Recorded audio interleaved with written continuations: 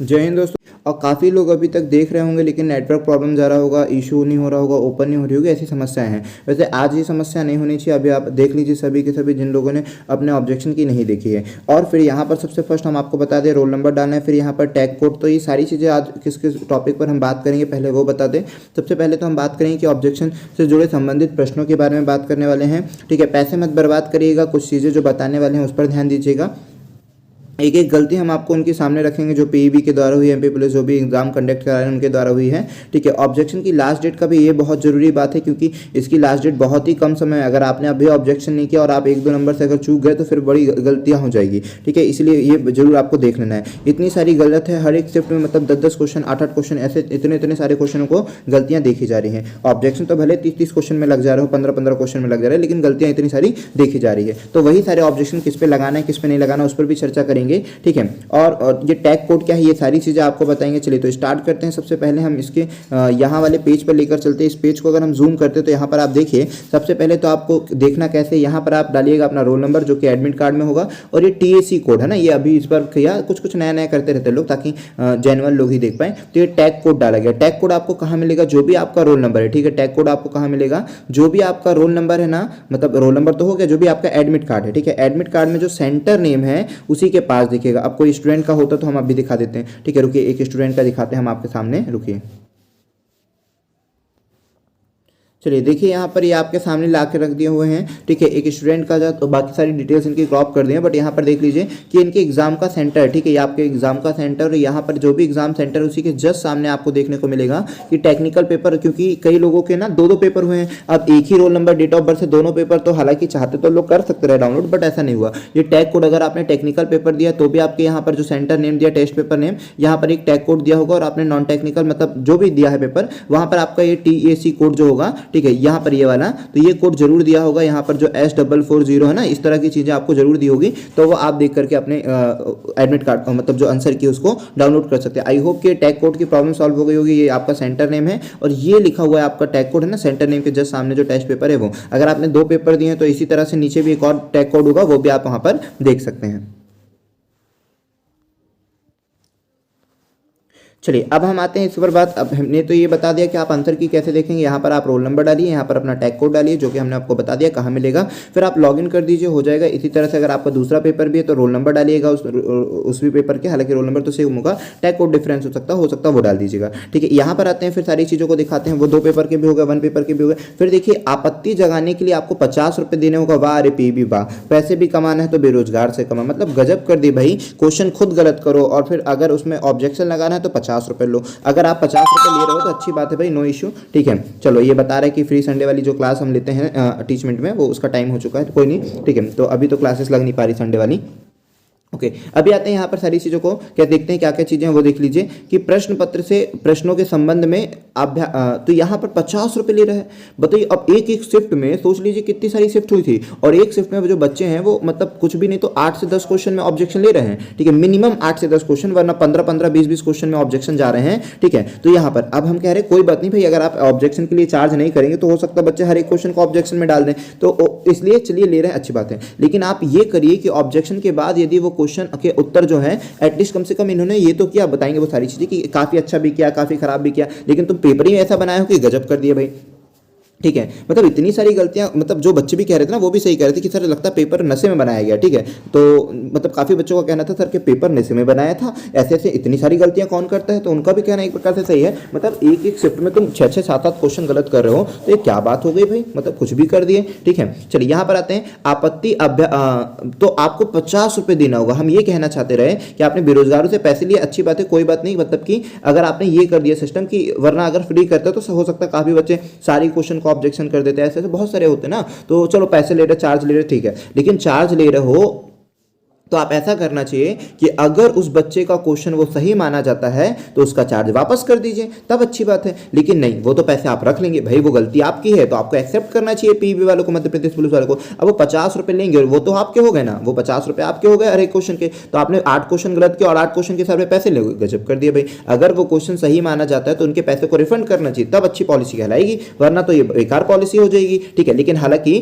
फिर भी इन्होंने एक पॉलिसी अच्छी किया है। वो कौन सी पॉलिसी है जो इन्होंने अच्छी किया है वो बता देते हैं हम आपको कि अगर एक बच्चे ने एक बार ऑब्जेक्शन कर दिया है तो उस क्वेश्चंस को वो पहले ही बता दे रहे हैं कि ये क्वेश्चन पर ऑब्जेक्शन हो गया है। ये थोड़ा सा प्लस पॉइंट है, वरना चाहते तो लोग और भी लाखों कमा सकते थे। कैसे कि एक ही क्वेश्चन पर 50 लोग ऑब्जेक्शन करेंगे तो इनको 50 बार पैसे मिल जाएंगे, ठीक है ना। अब भाई 50 लोग ऑब्जेक्शन करेंगे और इतने लाखों बच्चों ने फॉर्म भरे थे, कुछ भी नहीं तो कम से कम हजारों बच्चे एक एक क्वेश्चन का ऑब्जेक्शन लेते, तो इनसे उसके हिसाब से तो बहुत पैसा हो जाता, ठीक है। मतलब एक काम इन्होंने अच्छा किया कि जो भी क्वेश्चन पर ऑब्जेक्शन हो जा रहा है उस क्वेश्चन पर पहले ही बोल दे रहे हैं कि ये क्वेश्चन ऑब्जेक्शन, इस प्रश्न पर पहले ही ऑब्जेक्शन ले लिया गया है ना, या फिर मूल्यांकन के लिए भेज दिया गया, मूल्यांकन के लिए कहा गया है। तो अगर जिस क्वेश्चन पे ऑब्जेक्शन लग जा रहा है उस पर वैसा शो कर रहा है। हम आपको बताएंगे कि क्या लिखा रहा होगा ताकि आप उस क्वेश्चन पे पैसे आपको लगाने की कोई जरूरत नहीं है। अगर वो क्वेश्चन सही माना जाएगा तो सबको नंबर मिलेंगे और गलत माना जाएगा सबके नंबर कटेंगे, ठीक है। ये सारी चीजें, और हम आपको फिर ये भी बता देंगे, उसके लिए एक स्पेशल वीडियो प्रोवाइड करा देंगे। अगर आप ये कहते हैं कि सर नॉर्मलाइजेशन का थोड़ा कॉन्सेप्ट समझा दो कैसे क्या हुआ, क्यों, क्योंकि कई लोगों के, अब मान लीजिए 100 क्वेश्चन थे, 100 में से क्या हुआ है, 3 से 4 क्वेश्चन ऐसे हैं, 100 में से 3 से 4 क्वेश्चन ऐसे हैं कि उसके राइट ऑप्शन है ही नहीं। तो अब ऐसे क्वेश्चन क्या होंगे, कैंसिल हो जाएंगे। अगर उसके राइट ऑप्शन नहीं है तो ऐसे कौन सा क्वेश्चन जो है कैंसिल हो जाएंगे। जब कैंसिल हो जाएंगे तो फिर नंबर कैसे कंसीडर करेंगे सर, उनके नंबर क्या उसमें से उतने रहेंगे, नॉर्मलाइजेशन में फायदा मिलेगा, क्या होगा। डेफिनेटली देखिए ये सब चीजें जब होती है तो इसका नुकसान बच्चों को ही उठाना पड़ता है, उनमें आयोग का क्या लेना देना है, ठीक है। तो सबसे पहले हम आयोग से विनती ही करते हैं भाई कि मतलब क्या करते हैं आप, देख सुन के आपको पेपर बनाना चाहिए। मतलब एक एक पेपर में 4-4 5-5 गलतियां, और ऐसे देखा जाए तो अच्छे था कई क्वेश्चन को तुमने इंग्लिश में सही लिखे हो, कई क्वेश्चन को तुमने इंग्लिश में सही लिखे हो, हिंदी में गलत कर। भाई तो हिंदी मीडियम के साथ आप क्या कर रहे हो, ये नाइंसाफी ना कर रहे हो। इंग्लिश में वो क्वेश्चन सही है कई क्वेश्चन, और हिंदी में वो क्वेश्चन गलत है। हम हमेशा आपको बोलते हैं कि हिंदी मीडियम के वालों के साथ ये नाइंसाफी होती है, ठीक है, लेकिन ये बहुत गलत बात है, बहुत गलत बात है। आयोग को इस बात को सुधारना चाहिए, ठीक है। आपको साफ साफ गलत हैगा तो फिर उसको, उस क्वेश्चन को एक्सेप्ट करना चाहिए, ठीक है। अभी वो तो फिर अब बताते हैं आपको, सारे क्वेश्चंस भी हम आपके सामने प्रोवाइड करेंगे। चलिए अब आते हैं क्या पर, प्रश्न पत्र में किसी प्रकार की त्रुटिपूर्ण प्रश्नों उत्तरों के संबंध में केवल परीक्षार्थियों द्वारा अपनी आपत्ति इस वेबसाइट पर ऑनलाइन प्रदर्शित लिंक के माध्यम से प्रस्तुत की जा सकती है। लिंक अपलोड होने के पश्चात 3 दिवस तक, मेन बात यह है कि ओनली फॉर 3 डेज। वाह रे वाह, पहला दिन तो सर्वर ही ओपन नहीं हो रहा था, तुम 3 दिन दोगे तो कहाँ हम आपत्ति लगाएंगे। तुम क्या चाहते हो कि हम आपको घोषित ना कर पाए कि आपके पूरे के पूरे पेपर गलत हैं। काफी बच्चे तो डाउनलोड ही नहीं कर पा रहे, काफी बच्चों की लिंक ओपन नहीं हो रही, तो फिर कैसे हो पाएगा। हालांकि आज देखिएगा काफी बच्चे तो ओपन हो ही जाएगी, लेकिन फर्स्ट डे सेकंड डे नहीं हो पा रही थी, आज होनी चाहिए, ठीक है। 3 दिवस, और ये लिखा हुआ पश्चात, होने के पश्चात, ठीक है। तो अपलोड होने के पश्चात 3 दिवस तक की आपत्ति ली जा सकती है। इट मींस अपलोड हुई है 18 तारीख तक, तो ये मानकर चलिए कि 21 तारीख तक ये आपत्तियां लगेगी, फिर 22 तारीख से आपत्ति कैंसिल हो जाएगी, ठीक है। तो इसीलिए अच्छी तरह से देख लीजिए, आज और कल का आपके पास समय है, 3 दिवस मिला हुआ है। एक एक नंबर भी अगर आपका बढ़ रहा है तो बढ़वाइए, क्योंकि वही ज्यादा मेन है, जो मेरिट बनने में वही पर काम आएगा, ठीक है। बिल्कुल लापरवाही मत करिए, अगर आपका दिख रहा है तो बढ़ाइए, ठीक है। और कोई भी क्वेश्चन दिख रहा है तो उस पर ऑब्जेक्शन लगाइए, कैसे क्या लगाना है वो हम आपको बता देंगे अगर आपको नहीं समझ में आएगा तो। और उसके बाद हम क्या बता रहे हैं आपको, किस क्वेश्चन पे नहीं लगाना ऑब्जेक्शन, वो भी हम आपको समझा दे रहे हैं कि कौन क्वेश्चंस पर नहीं लगाने जिस पे ऑलरेडी लग चुके हैं, ठीक है।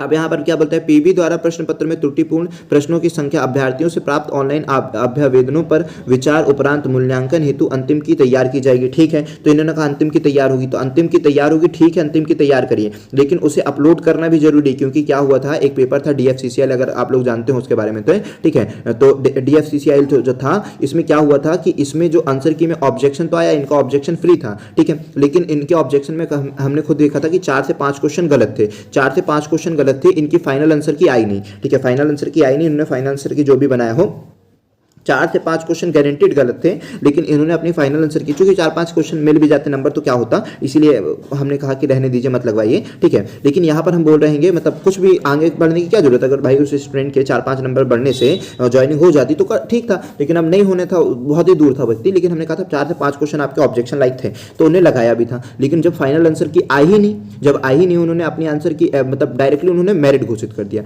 डायरेक्टली उन्होंने नंबर घोषित कर दिया। तो भाई आपने जो आंसर के लिए लगाया, फिर उसके बाद एक फाइनल आंसर की भी जारी करिए, ताकि हम फाइनल आंसर की में मिलाएं और फिर हमको पता चले हाँ अब आपने सही किया। लेकिन ऐसा होता नहीं है। और देखिए इसमें क्या करते हैं लोग कि फाइनल आंसर की अवेलेबल करवाते हैं कि नहीं करवाते। अगर फाइनल आंसर की अवेलेबल नहीं कराएंगे तो फिर धांधली हो सकती है, ठीक है। तो इसके बाद इन्होंने कहा तैयार की जाएगी, तैयार करिए भाई, लेकिन साथ ही साथ पब्लिक करिए कि अब देखिए अब मिलाइए अब आपका सही है कि नहीं सही है, ताकि फिर जिन बच्चों को नंबर कम होंगे तो फिर वो आगे की प्रोसेस करेंगे अपनी, अगर आप उनको सही नहीं मानेंगे तो आयोग सही नहीं मानेगा। तो अब यहाँ पर करते हैं अंतिम उत्तर के संबंध में पीईबी भोपाल द्वारा लिया गया निर्णय। अरे वाह अरे वाह, अगर भोपाल इतना होशियार होता, पीईबी वाले इतने होशियार होते तो पेपर ही काहे गलत बनाते। इतनी बड़ी मूर्खताई करते हैं लोग कि कुछ समझ में नहीं आता। अगर पीईबी इतना होशियार होता, अगर वो पेपर बनाने योग्य होता तो इतनी सारी गलती करता भाई, गजब कर देता ना। तो कोई लोकल से लोकल अगर घर में भी बना रहा ना पेपर तो भी इतनी गलती नहीं करने वाला, तुम गजब करते हो। और एक तो कट कॉपी पेस्ट करे, सारे के सारे क्वेश्चन हमने देखा कट कॉपी पेस्ट वाले ही थे, कुछ इन्होंने ऐसा कुछ नहीं बनाया था, काफी क्वेश्चन अच्छे लगे थे, लेकिन काफी क्वेश्चन ऐसे कुछ भी मतलब क्या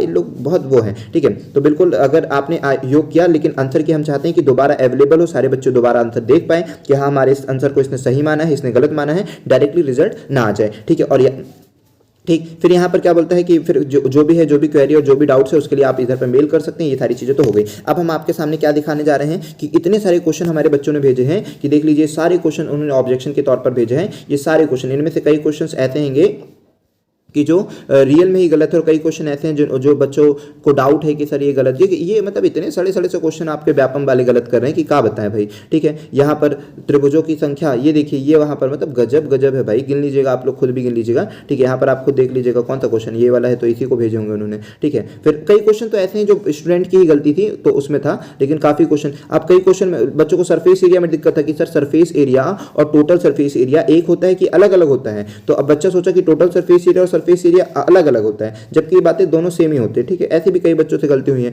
तो कई गलतियां बच्चों से भी और कई गलतियां क्या हुआ है आयोग ने, मतलब इतनी छोटी छोटी गलतियां क्या है भाई। इसमें आप कैलकुलेटर का यूज करिएगा, सारे के सारे नंबर डिवाइड कर लीजिएगा, शायद होगा ही नहीं कोई नंबर डिवाइड। ठीक है, फिर भी वहां पर वो दिया हुआ है। ऐसे क्वेश्चन क्या होंगे, कैंसिल हो जाएंगे, कैंसिल हो जाएंगे तो किसको फायदा मिलेगा। यहाँ पर आप देखिएगा इसको डिवाइड करिएगा, शायद ये भी सेम क्वेश्चन है। तो ये पूरे के पूरे क्वेश्चन और कई क्वेश्चन ना बहुत प्यारे हैं। हम कई जो कॉम्प्लिकेटेड क्वेश्चन है उन सभी की हम आपके सामने वीडियो बनाकर आपको प्रोवाइड कराएंगे कि जो कॉम्प्लिकेटेड क्वेश्चन आए थे यहाँ पर डिवाइड करके देखिए कैलकुलेटर से डिवाइड होता भी है कि नहीं होता है। ठीक है, यहाँ पर भी तो बहुत सारे ऐसे क्वेश्चन है जो इतने इजी होते हैं तो भी आयोग ने उसको गलत माना। अब मतलब आयोग बोलता है, ठीक है, आयोग ने क्या किया, आयोग बोलता 0.001 का जो स्क्वायर है, स्क्वायर, अरे भाई बच्चा बच्चा जानता है कि 1 2 3 संख्या के पहले है तो उसके बाद 6 संख्या 1 2 3 4 5 6 संख्या के पहले दशमलव होगा। कमबख्त यहाँ पे 7 लिख के उसको सही मान लिया है, गजब कर दिया भाई कुछ भी। ठीक है, तो अब ऐसे क्वेश्चन जब कैंसिल होंगे तो क्या होगा, इसके नंबर मिलेंगे बच्चों को कि नहीं मिलेंगे। तो ये सारी चीजें भी देख लीजिए, पूरे आपके सामने क्वेश्चन थे। ठीक है,